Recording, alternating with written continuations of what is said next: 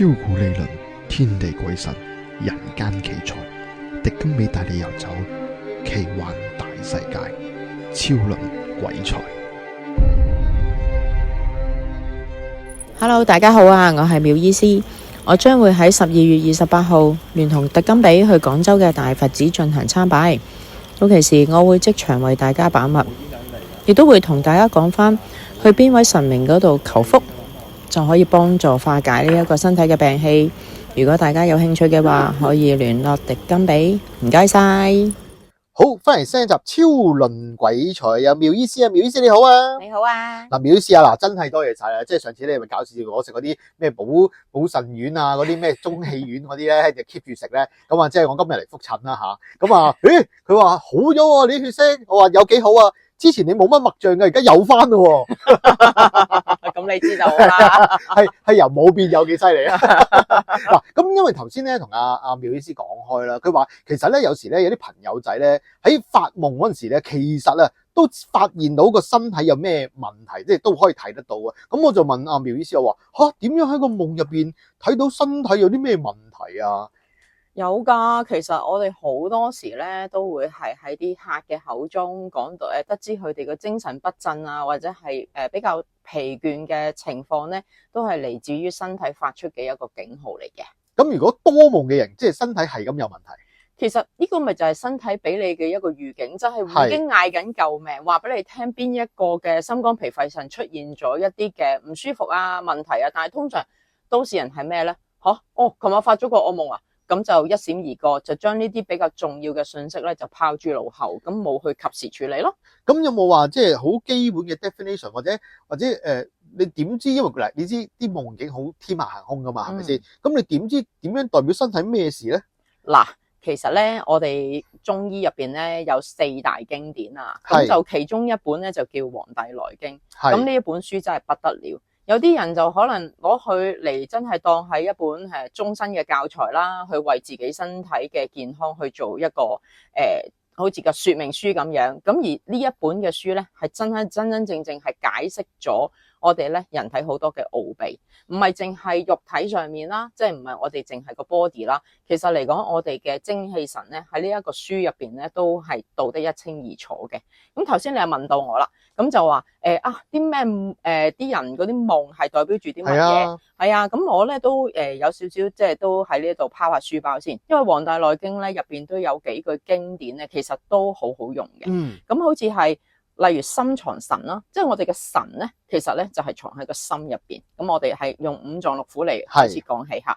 咁另外我哋嘅肝其實就係藏魂嘅，所謂嘅三魂七魄，係咪？係。咁啊肺就藏魄喎。咁我哋個七魄就其實藏喺個肺度。所以其實咧，我哋咧經歷過咁多嗰啲嘅流感啊，或者係我哋COVID 啊嗰啲咧，其實好多時點解精神不振啊、魂不守舍啊？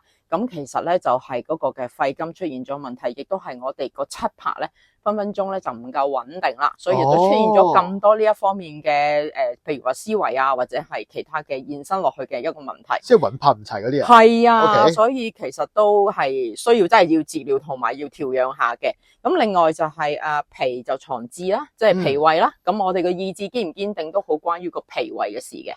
咁跟住我哋腎就個腎咧就係藏我哋嘅意志啦，係咁樣嘅，係啦。咁所以就係脾啦同埋腎咧，我哋嘅意志嗰個嘅來源其實咧都同呢一個臟腑係有關。即係如果啲人意志力薄弱嘅話，佢嘅腎一定唔好啦。冇錯。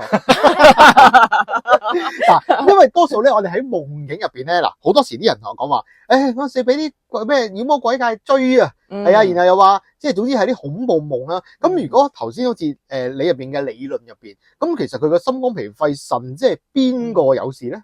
嗱，好都可以講話係睇下佢嗰個場景係點啦。因為好多時我哋瞓咗覺之後，我哋嘅腎就已經係叫做休息啦。神可以當係一個叫做一個總經理啦，一個 CEO 啦。咁我哋基本上個會係喺瞓覺嘅時候就會休息啦。咁而出嚟取而代之要做嘢嘅咧，就係肝同埋肺，即係魂同魄。係啦，咁但係呢兩個嘅器官咧，就好多時咧就會將你本身身體入邊好多嘅信息咧，就好似一個投射器去反映去你嘅大腦嗰度。咁所以咧先形成咗咧一啲咁奇怪嘅夢境啦。咁就而呢啲夢境好似頭先講話啊，你話咩俾鬼追啊，或者係跳崖啊嗰啲咁樣咧，都係會有一種可以分類嘅。咁而呢種分類都屬於幾準確嘅喎。係啦，好似頭先你講話啊，恐懼嘅俾鬼追啦嚇，咁啊屬於啲陰性嘅嘢係咪？咁其實咧都屬於叫做腎虛噶啦。係啊，因為恐懼嘅呢種情緒咧，都係藏在於係呢一個嘅肺腎呢個腎嘅腎陽虛有關嘅。係啦，咁所以好多時啲人話啊，俾鬼俾鬼追咁樣就有呢樣嘢啦，但係俾鬼壓就唔係喎。俾鬼壓咧就係個脾嘅問題啦。唔係，即係俾鬼壓嗰隻唔係夢啦，係真係喐唔到啲啊嘛。係啦，但係我哋都係坑佢咧，就係嗱，佢話佢自己係俾鬼壓喐唔到啦，但係會唔會係真係喺個夢入邊，定係佢真係好清醒？有時有啲夢係可以清醒到咧，就係你根本就唔知我到底嗰刻係發緊夢，定係去到我真係醒咗咁樣。咁所以呢一種界定我哋都唔會去特別追究啦，因為只有當事人去俾一個嘅信息我哋就去做分析嘅啫。咁但係如果譬如話係俾鬼壓，我喐唔到啊咁樣，其實咧呢一個咧都屬於係脾虛嘅一個表現嚟嘅，因為咧濕性好重啊嘛，脾虛就推動唔到啲水啊或者係濕氣啦，咁所以其實喺瞓覺嘅時候咧又為表現得比較清晰啲，所以就會出現咗呢一個嘅我哋話叫做俾鬼責嘅一種狀態。係，但我想問咧，如果個夢境啦，夢境嘅結即係後邊嘅結尾咧，會唔會影響到咧？嗱，例如頭先我話俾鬼追啦，咁我發現咧係有兩種人嘅，第一種咧就俾鬼追，即係話喪屍乜都好啦嚇，然後佢就逃走，咁嗰隻逃走咧就永遠佢係追唔到佢嘅，即係走得甩，但係佢係一個好驚慌啊恐懼之中嘅，呢個第一種啦。第二種我亦都識嘅，即係笑死我，佢話你俾喪屍追咁點啊？拿支槍同我一齊射咯，係啦，之後咪好犀利，我話嚇係啊，我話你都喺我夢境入邊㗎，我俾咗支棍你㗎，我話。然後我好詫異，我話點解我個夢，即係點解我喺你個夢境度啊？最緊要係咩咧？點解你拿槍我就攞棍咧？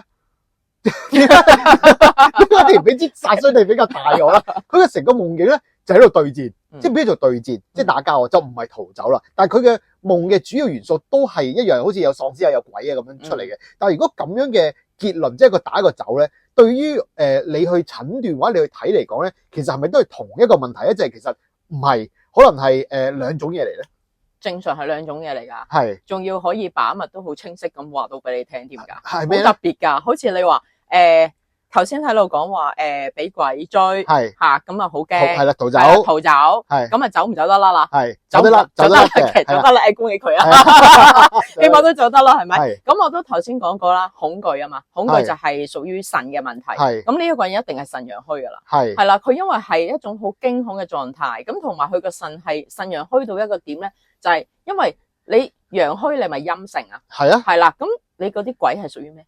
陰啊嘛，係啦，咁所以就已經反映到呢個人個身體入邊咧就係腎陽虛嘅狀態，係咁佢走唔走得甩就睇佢自己想唔想醒咯。OK， 係啊，呢樣嘢就係啦。咁當然就亦都係好關佢嘅氣血事。係咁，如果佢個氣血旺盛，正常嚟講就唔會咁差嘅。咁佢都係相對地都係啲氣血都係開始係虧虛嘅狀態，先至會發呢一啲啦。OK，係啦。咁另外就頭先你話鬆鼻。攞支槍射係咪？護罩嘅，嗱呢個係肝火盛啦，因為係有戰爭喺度，亦都有個憤怒啦，有個對抗啦。咁我頭先都講過啦，肝火同埋佢肝係一個將軍嘅一個表現啦，係咪？即係佢係都幾強硬下嘅。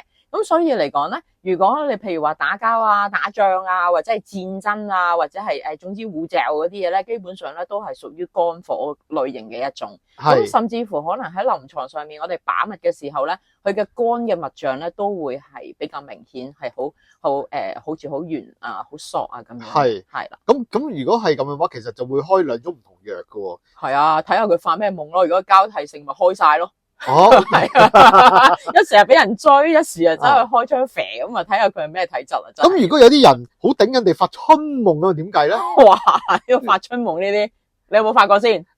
細個有，大個冇啦。咁呢個都屬於都係肝腎嘅問題。哦，都係係啦，都係肝腎嘅問題，因為呢啲就真係欲有所求啦。咁正常嚟講，不過多數講多少少先，春夢多數咧係冇過程嘅。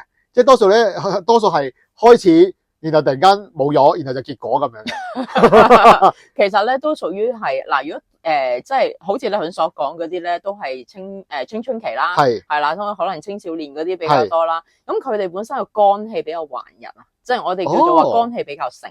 咁其實我哋咧本身肝啊，即係 liver。咁佢本身嚟講喺我哋喺中醫理論，甚至乎其實都西醫嗰方面都係講，其實佢係主宰住我哋嗰個嘅性器官嘅。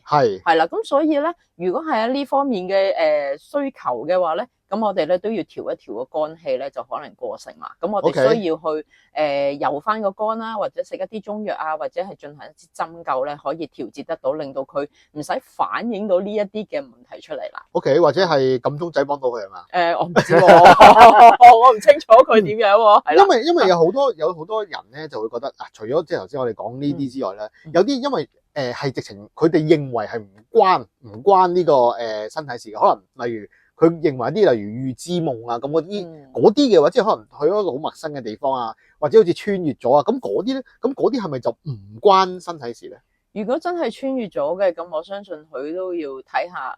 如果佢真係過嚟揾我，同我講話真係啲穿越嘅嘢，咁我都會大致問下佢到底係啲點樣嘅情況啦，去嘅係咩地方啦。或者你係即係感受得到係啲咩嘅事啊，或者係好定唔好啦。有啲人係未必講得清楚，只係講到俾你聽話去咗一個森林，係啦，或者我係去咗一個大嘅沙漠咁嗰啲嘅。咁但係我唔知嗰個位置係啲乜嘢，甚至乎可能佢覺得我入咗個結界。咁呢啲可能就真係嗰個嘅真係自己本身個靈魂真係去咗去某一啲地方，因為我都好相信呢一樣嘢嘅存在啦。咁但係如果你話只不過佢係喺個夢境入邊咁樣出咗去一啲頭先我所講嘅地方，實際上亦都可以從心肝脾肺腎嗰度揾到啲蛛絲馬跡嘅。係咪就係運定咧？運定一定啦，係啦，運定頭先都講過啦。如果係譬如話中過 Covid 啦，或者係經常流感啊嗰啲咧，其實我哋嘅魄咧都唔會好穩定，係啦，因為咧都受過身體嗰個能量不足而有所損耗，甚至乎佢哋有機會唔代表佢仲可以留喺身體入邊咁樣嘅。嗱，如果你咁樣講嘅話咧，因為舊時都有個夢嘅，就係咧，我就發夢就自己發夢咯。即係咩叫發夢自己發夢咧？即係我瞓覺發夢啦，然後行咗出嚟啦，就望到我自己，我瞓着覺喎，咦，睇嚟我發緊夢喎。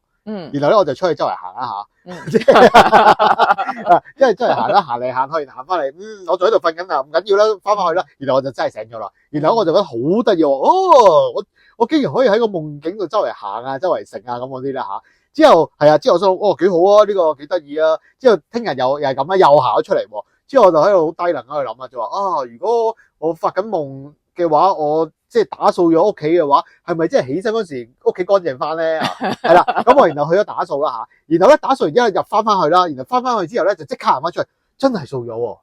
係啦，之後我話勁開心，我勁過發夢我都可以掃咗地啊，即係嗰啲咧。之後我又翻間房咯，頂！之後發現我自己依然瞓咗喺度。即係我係未入翻去嘅，簡單嚟講，明白係啊。之後我就開始驚啊，之後就翻去啦，咁啊真係醒咗，行出去梗係乜都冇做過啦嚇，因為唔同一個空間啊嘛。咁呢一種嘅話，即係簡單嚟講係個魂離體啊嚇。係啊。咁呢一種嘅話，在於你哋嚟講就係真係個魂魄係好弱地會離開咗個身體，係咪咁咧？我想問下你嗰陣時嘅狀態，你係咪10日冇瞓覺？犀利啦！你估中咗啦，係啦，我嗰時咧係年少的時候咧嚇，咁然後咧我有一個好低能嘅理論嘅，年少嗰時咧就話諗住減肥啦嚇，減肥就一日做10個鐘頭嘅運動啦 ，OK， 咁咧然後咧就一日寫餐啦 ，OK， 咁然後咧我就發現咧去到一個磅數咧就再落唔到咯喎，即係就算做咁多運動都係落唔到喎，之後咧我就嚟一個好奇葩嘅諗法就話，咁不如咁啦，身體係一部機器。只要你24小時運行佢一定消減到你嘅脂肪嘅。咁然後就好啦，就好似頭先你話齋啦。咁我依然 keep 住咁大量嘅運動啦、食嘅量啦，然後咧就唔瞓，係啦，然後就開始有啲夢啦。我終於都明白點解你之前會冇物啦。原來你咁樣損耗自己。如果咁樣講啦，就咁樣驟眼睇翻呢一個你所講嘅似夢非夢嘅狀態。喺身體入邊，我哋講翻身體先。咁都係屬於咧嗰個肝太過弱啦，係肝血不足。我頭先都講過，肝係藏魂噶嘛。係點解你個魂會離體？係咪個肝要弱到根本連個魂都藏唔住？唔止嗰個魂嗰個力夠唔夠，而係本身你個身體已經去到一定嗰個，即係個損耗嗰個程度已經係都算係比較嚴重。係咁最主要就係唔瞓咯。啊，係啊，就係因為真係唔瞓咯，唔瞓就會咁樣噶啦。呢一種咁，你似幻覺非幻覺，似夢非夢嘅嘢就會發生，所以解釋得到點解你冇物啦？點解你會嗰刻會出現咗一種咁嘅境況啦？係我就係出現咗呢個境況之後，我就開始瞓翻啦。咁就即係咁就救翻你啊！好耐之前係我嗰時我都20歲到，因為嗰時係都好多年前啦。之後我就發現咧，當我瞓翻足嘅時間咧，咁就冇呢個夢啦，即係唔會再有呢一種嘅狀態。但係如果你話頭先我話純粹係瞓足啫，如果你話開藥嘅話，係咪需要一啲咩安神藥啊，或者乜嘢嘢可以有呢個咁嘅狀態咧？可以啊，都好多嗰啲安神嘅藥幫到手嘅，例如琥珀啦，係啊，例如係琥珀唔係大嘅咩？可以食噶。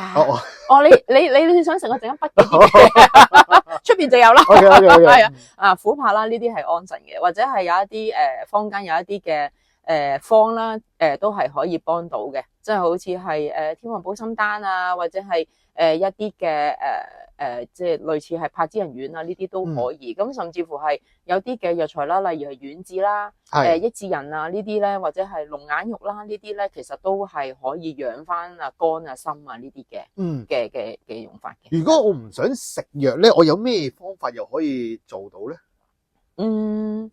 可以嘗試下，用下呢個中藥材去打下坐嘅。點咧？即係攞住個靈芝，然後插喺個頭度，然後打坐啲啊？你可以揸喺手嘅，唔一定要插喺頭。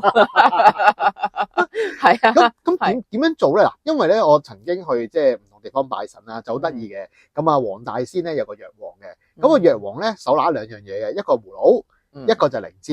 咁嗰度啲人咧就教你，你摸下個靈芝，摸下個葫蘆啦。葫蘆咧就係吸你啲病入去，摸翻個靈芝咧就捽翻喺個身度咧，咁就等於個能量補充翻，係啦，有個身度，即係咁樣啦吓。咁係咪即係類似啲咁嘅嘢咧？其實靈芝保五臟係冇錯嘅，係，因為好多時就我都有叫啲 patient 啦，或者係我自己啲學生啦，咁就基本上都咁上下，或者係一啲比較能量充足嘅日子嗰度咧，就係揸住啲比較啱適當嘅藥材。咁好多時咧就會係特別呢個時間都 OK 嘅，咁就揸住個靈芝，咁知道咩唔需要一個完整，你就熱切片嗰啲都可以嚇。咁基本上佢本身自帶能量噶嘛，咁你就揸住佢嚟打下坐，跟住將佢嗰個能量補翻入去我哋嘅五臟入邊都 OK。咁你預翻啦，好多時啲人一個能量都唔係好打得通咧，咁你就需要自己先預備一下，睇下點樣去令到自己通啲。咁然之後咧，再揸翻住個靈芝去打坐咧，個效果真係唔錯嘅。即係又唔使索，又唔使成㗎，唔使索㗎，但係你要打坐咯。你都知道㗎啦，唔係個個會打坐㗎嘛，唔係唔識，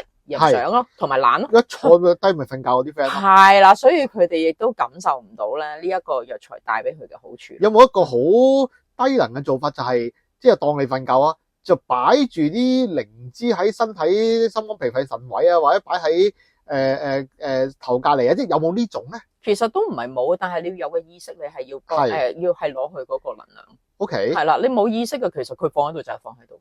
所有嘅嘢你都知道，能量係你本身嚟講要互動噶嘛，同埋佢亦都係流動嘅。咁若果你真係唔出聲唔嘢咁，佢嗰個同你唔會有同頻㗎。你冇同頻你就攞唔到㗎啦嘛。即係首先要校一校個頻率先。係校一校頻率先。因為之前我聽你咧又有一個case 咧，就真係咁樣去攞一樣嘢去做完之後話好咗喎，即係個夢境啊。係，因為你係咪講緊個細路女？係啊，冇錯啊。係啦，咁就嗰個 patient 係特別啲嘅，本身佢嗰個體質就真係比較怪異啦。咁就敏感體質啦。係啦，敏感體質啦，啲屋企人就話佢成日都係開門閂門嘅身體，咁就成日都有啲嘢出入咁樣。咁佢就都有可能都係有一啲夢啊，或者係啲唔舒服嘅，總之就成日面青青，特別個嘴唇係啦，你完全見得到佢好似冇唇色咁。我幾歲嘅啫喎，個細路女。咁你係咪開始就教佢用邊隻牌子唇膏咧？迪金比所出嘅牌子冇啊，咁佢當然就唔會叫佢做呢啲，不過都係以調理身體為主，係啦，開翻啲補血藥啊，或者係補氣啦。佢真係血氣不足，係血氣真係十分不足，係你會感覺得到佢塊面係成塊面係青呆，同埋咧佢個表情係好恐慌、恐懼。咁呢啲就嗱，我唔敢講會唔會就原先係先天嘅問題啦，因為就眼睇佢所有我哋叫做身體嘅體格嘅正常，只係佢呢一種嘅精氣神唔得，係啦，氣血唔得，你永遠覺得佢好似有種好憂愁嘅感覺咧，就喺個掛喺個面度。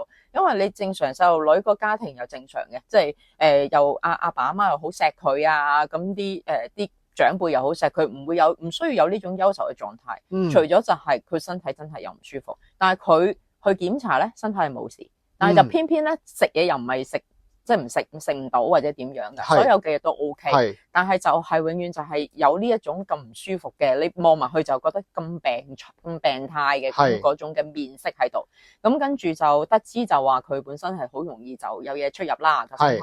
咁佢嗰次過嚟，我除咗開藥俾佢之外咧，咁我亦都係教佢叫佢咧就係用咗一啲紅花去做打坐。細路女識唔識打坐？唔識噶嘛，係咪？紅花係咩嚟嘅？紅花就上網睇下，係咪做紅花油嗰隻啊？係啊，真係啊，係啦。咁佢本身咧，喺嗰個中醫嗰個藥典入邊，佢係活血化瘀啦，咁亦都有補血啦。咁另外一個功能就係，如果大量就墮胎啦。咁但係就呢樣嘢，我哋就唔係取決於佢，而係取決於佢本身個陽氣嘅陽性嘅能量係好強，同埋佢有一個入血補血嗰個能量。係。咁我就叫個妹妹就左手揸住一啲，我俾咗佢，因為我呢度有啦。當其時嗰一刻有，咁我俾咗佢一啲，咁跟住咧就佢媽媽又另外隻手揸住一啲，因為點解咧？我哋都需要明白到左收右放啊嘛，係咪？左右出係啦，咁我哋就就係用呢個咁嘅原理，就幫佢做一個打坐。咁就妹妹就係先係休息嘅狀態，咁我哋就我就揸住佢左手，咁跟住佢媽咪就揸住佢隻右手，然之後我哋同時咧就係好似話俾個意識，我就真係用我自己嘅方法啦，咁就將嗰個嘅紅花嘅能量帶入去嗰個妹妹嘅身體入邊。咁我妹妹話真係好舒服，佢話佢好舒服，好溫暖。佢原先隻手係冰冰凍凍，咁就後尾佢阿媽又同佢揸住啦。咁但係右手就冇揸住，係佢阿媽個手托住，然之後揸住佢阿女個手咁樣。咁跟住我哋大約做咗10分鐘、10零分鐘，咁就睇住佢個面色係變翻正常，靚咗。咁朵紅花係咪會燶咗咧？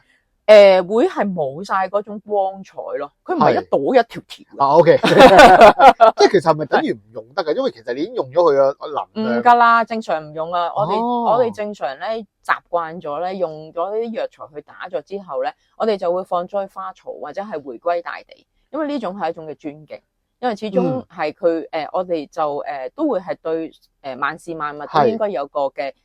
即係尊敬嘅心啦，咁所以就大家嗰個感覺佢會良好少少。咁頭先你講嘅嗱，即係阿女女啦，咁佢之後係即係真係冇咗夢嘅，即係等於冇咗咁嚴重嗰啲問題嘅。佢媽就講話瞓得好好啦，係啦，就即刻瞓得好好啦。咁就當其時嗰刻係睇住個面色係會靚咗，同埋你會發現咗阿妹係唔會跳嚟跳去，喺你同佢做嘅過程之中，佢係好穩定咁樣咧，係。自己都進入狀態嘅，係啦，咁所以就係代表住就係話，有時有啲嘢唔一定係要靠食啦，咁其實能量呢樣嘢都幾神秘嘅，即係總之好似我哋咁樣用一個嘅簡單嘅紅花嘅能量，都可以幫到個小朋友做到呢一樣嘢，其實都幾開心，因為起碼佢唔使話，捏住個鼻飲嗰啲佢哋唔中意飲嘅嘢，同時亦都係可以多一樣嘢係幫佢哋可以健康翻咯，令到佢可以好少少咁成長，唔使喺嗰種咁恐懼嘅狀態之中。嗱，即係如果大家聽到咧，即係話有興趣想試下或者理解下嘅話咧，其實不妨咧可以 WhatsApp 下我嘅，咁我可以同阿苗醫師咧喺個節目度講多啲俾大家聽嘅。嗱，好啦，今集嘅時間差唔多啦，多謝晒苗醫師同你分享，我哋下集再見，拜拜。